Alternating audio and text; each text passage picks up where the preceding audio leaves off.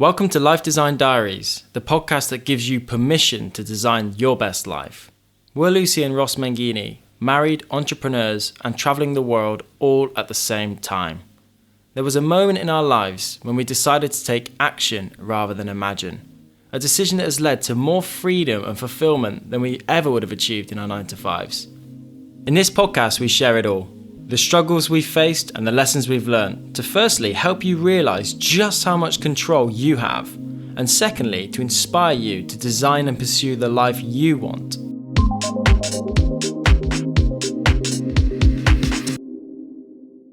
We are really excited by this episode because for the first time we are going to be answering one of your questions.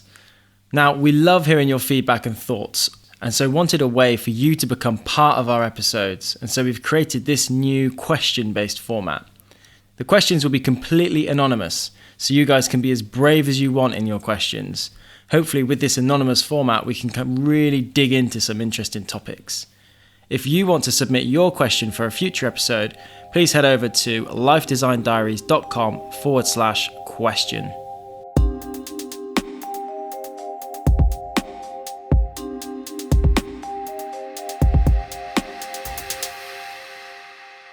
This question is following on from our last episode. So our last episode, we talked about imposter syndrome. If you haven't heard it, please go and listen to it now. It's episode 7, and then come back to this. So the question we've got this week is rolling on from imposter syndrome, which seems to be connected to this idea of not being good enough. Total epidemic, it seems, these days. Do you think people are getting too hung up on the idea of hyper-productivity and perfectionism? Sometimes this is great, but at times it feels unhealthy. How do you guys make sure you stay balanced in life, in relationship, in work? Okay, I feel particularly passionate about this. I think that, a massive epidemic, particularly in our generation. So Ross and I are 28. And I think the problem is that the vast majority of people, if not everybody, and we absolutely fall into this too, or have done in the past, are obsessed with what the ideal life is. And we are all striving to manufacture these lives that we can promote to our mates on social media. You know, you've got the Kardashians there swanning around. I bet they're not as happy as it bloody looks. But you know, is that the ideal life then? Well, no, but you think rich, famous, skinny, pretty, popular, drive nice cars, they've got a face full of filler, and that's trickled down to people younger than me getting filler in their face, people taking drugs to make them smarter at work, people, having plastic surgery, all of that, and I think that we are so caught up in the perfect relationship, the perfect job, the perfect career, the perfect holiday, the perfect life, that you will almost lose your way in who the hell you are. Like, I'm so bemused by the topic, because if you don't know who you are and where you're striving to get to and what actually makes you happy, then how the hell are you ever going to be happy? I think one of the reasons why I feel so kind of emotional about the topic is because a close family member, my cousin, who's the same age as me, was diagnosed with cancer last year, and it, was horrific for her. And I think all of these things are so superficial. Even your bloody career, you could go and get a job earning the minimum wage and you'd still be able to live and put your food in your mouth. So if you take money out of it and you just kind of strip it all back to who you are and, understand why you're unsatisfied, unfulfilled, to the point where you have to go to these lengths, I think you'd have a much clearer understanding of you as a human and how you're going to live a happy, healthy life. It's for me it's been fascinating as well to give more of like a global perspective on this. Definitely. Because I imagine the question came in from England or America, but whereas when we see how people live here, as you said, everyone's at the moment being kind of, this life is being glamorized as what the perfect life should be like, and we kind of all have a picture of it in our mind. But they've got a very different picture over here. So they live very, very differently. Yeah. And we've kind of seen a lot of people that are very content and happy within themselves that don't seem to be. I mean, we're only seeing the surface because we're not getting to know them really, really well. But it seems to be a very, very different perspective when you look at the global picture. Mm-hmm. But you're right, Yeah. most people from where we are, absolutely. Yeah, definitely. Like in Manchester, when we were both employed, we were striving to get the next pay increase or bonus or commission. But here, we don't need a tenth of that, you know. So And like things like possessions as well, Yeah. they really get me, because we're living quite a minimalist life, and we've actually got a lot of pride of how little possessions we've got, because it's just freed freed us. Whereas the amount of times you see someone that puts up their new whip on social, and you know, it's just it's nothing else but a status symbol. That is Yeah. all it is. And when you really kind of analyze it, what is everyone working for? Yeah. What are they working for? That car, is that what brings them all of the happiness in Yeah. life? Yeah. Or that house? You know, what is it? Well, I mean, only this week have we had the really, really sad news about Avicii. Now, it kind of struck a real poignant chord with both of us a couple of days ago, because he's exactly the same age as us. Phenomenally successful from a really young age, got everything ahead of him.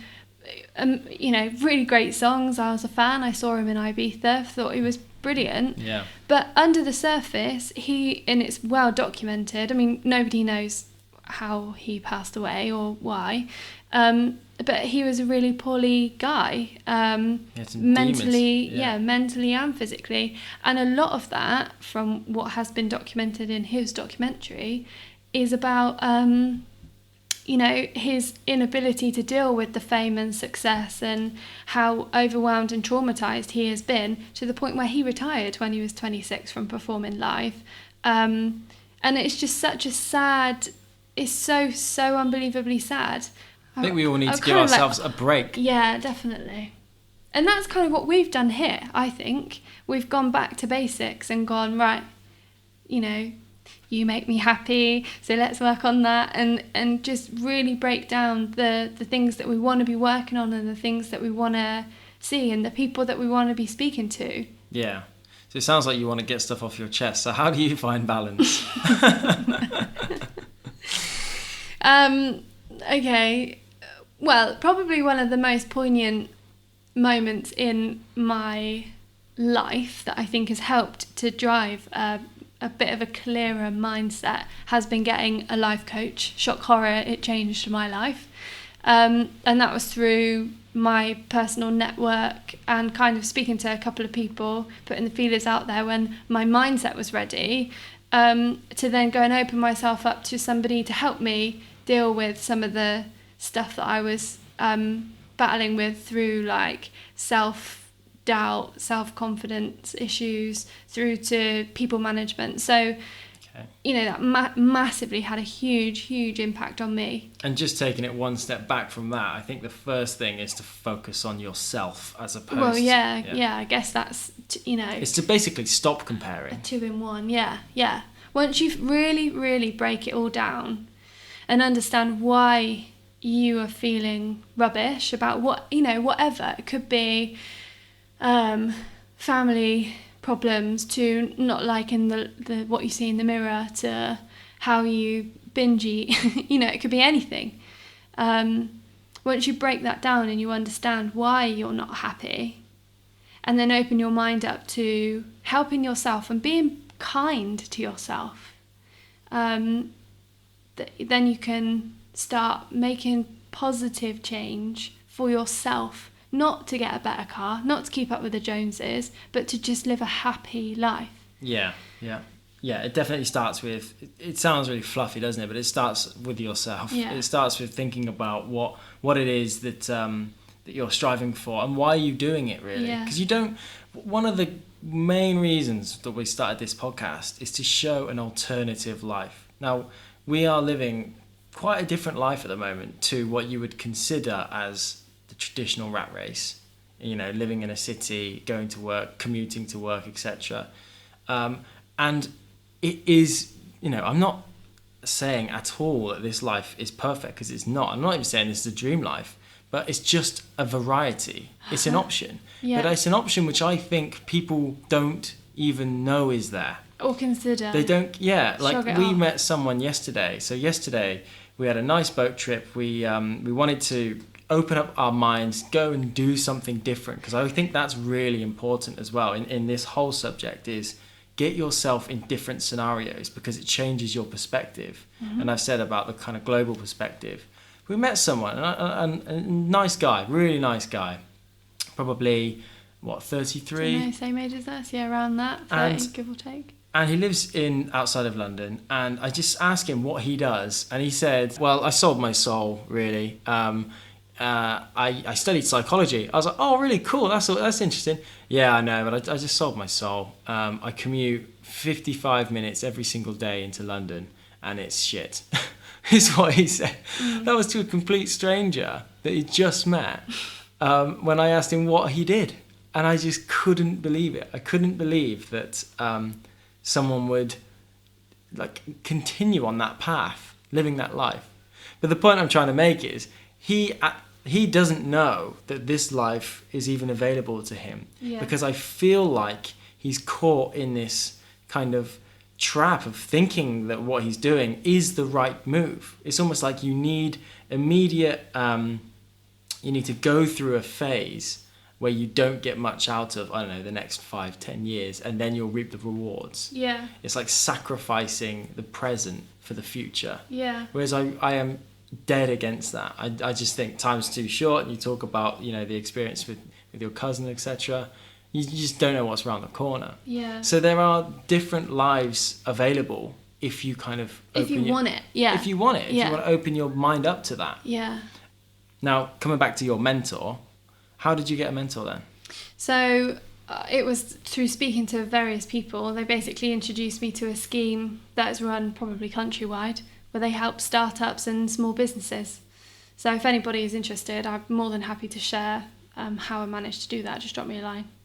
But yeah, just like open your eyes and hustle a little bit. Speak to loads of people. You would be really surprised at what is within your own network. But why was the mentor so good? Why was the mentor so life-changing? Just everything from helping me deal with my own issues and moving past those, and understanding that it's all in the past, and the only negative to those things is that I'm holding on to them. Okay. So feeling bitter or holding a grudge or worrying about things that have happened, it just warrants nothing but negativity for yourself. So we worked on loads of different ways. It was more like quite a bit of cognitive behavioural therapy, so rewiring the brain. I would default to a particular way which would make me feel bad in certain situations. So just how to get yourself out of that, and just how to feel like a lighter, better person. So yeah, we did loads of different things, but everything that I needed at that time to help me get past the struggles that I was facing in work and in some personal relationships and just things like that. It was massively eye-opening. I wish I could still see him today. You can.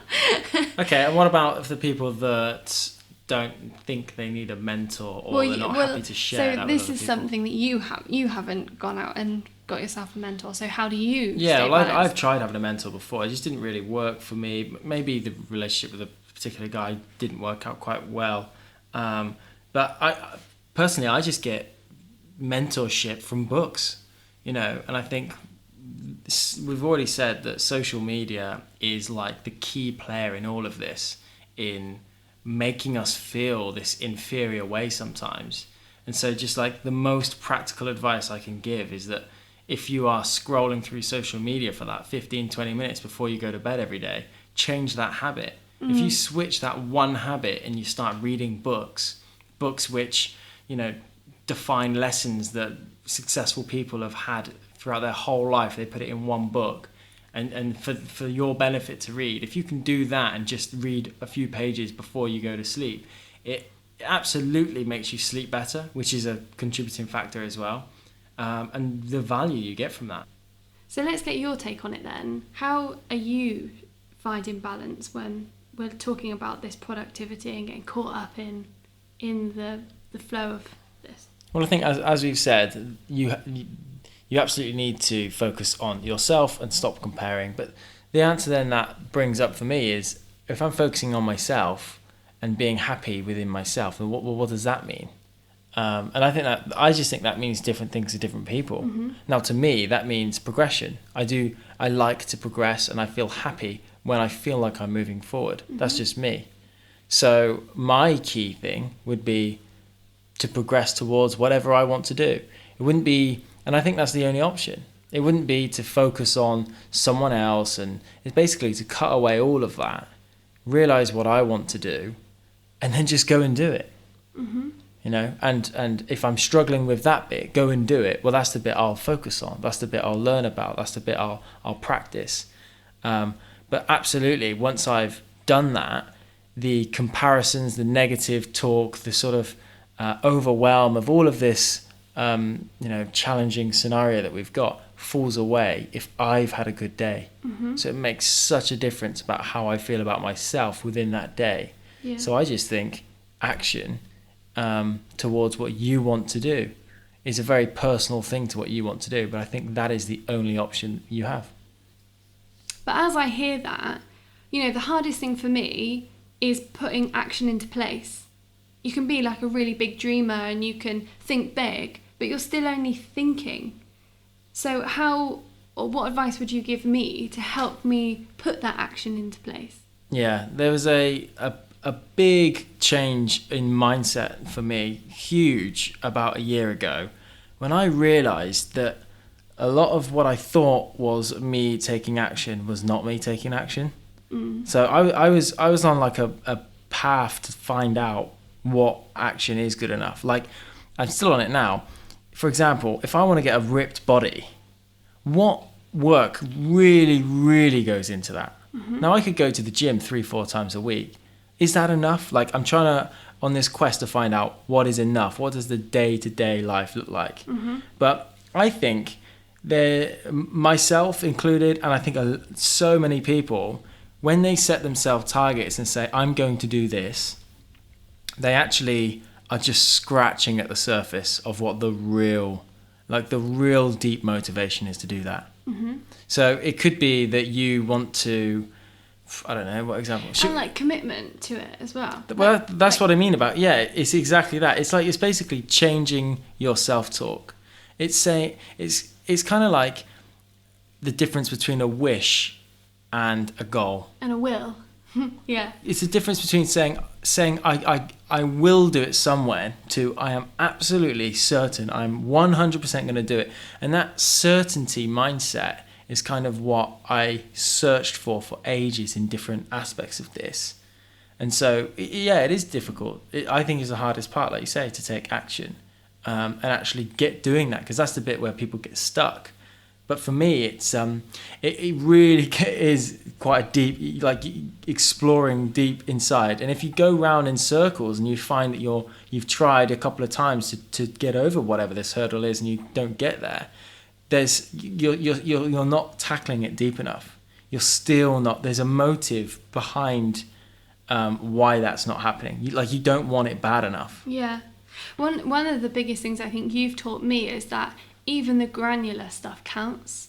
Like, we've had to save hard to be able to put us in the position that we're in today. And I'm not a saver. But Ross, you've like instilled it in me that Starbucks, those hairbands, that pair of shoes from Primark, they might all be throwaway things.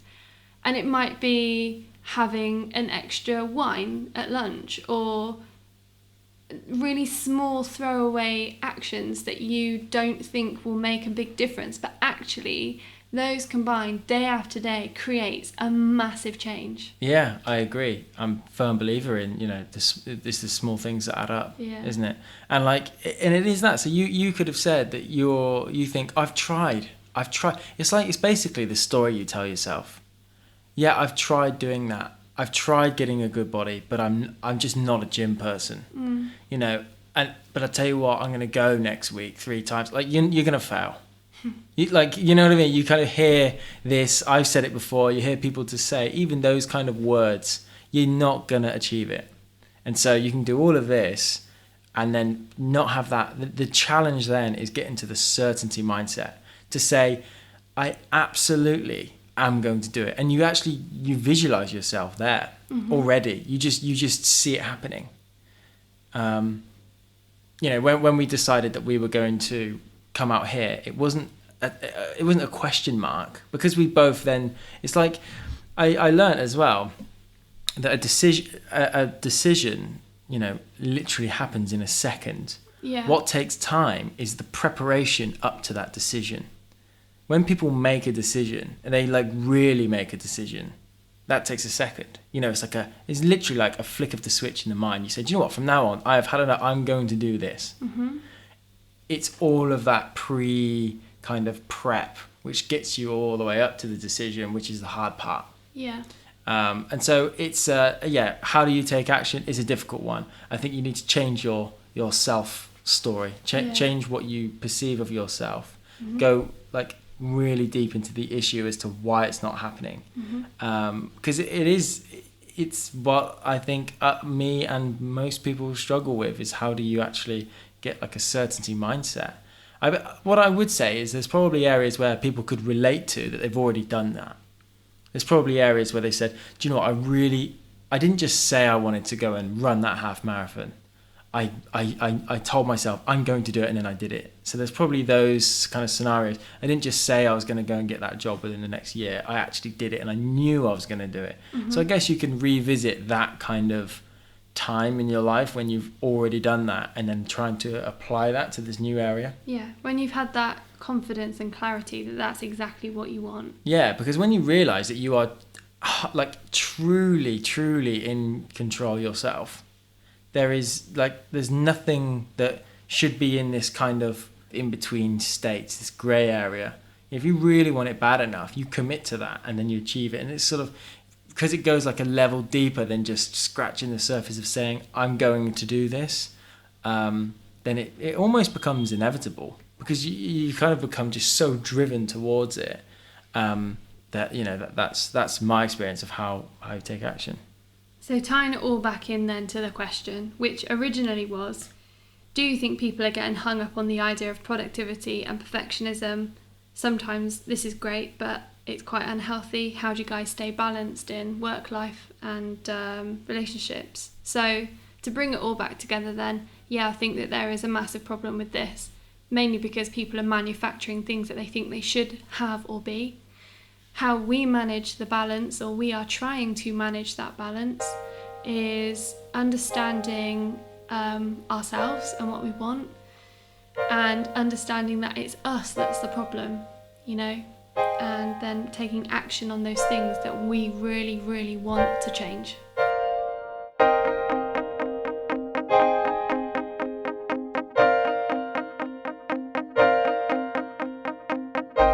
We hope you found that useful, guys, and once again, thank you so much for listening.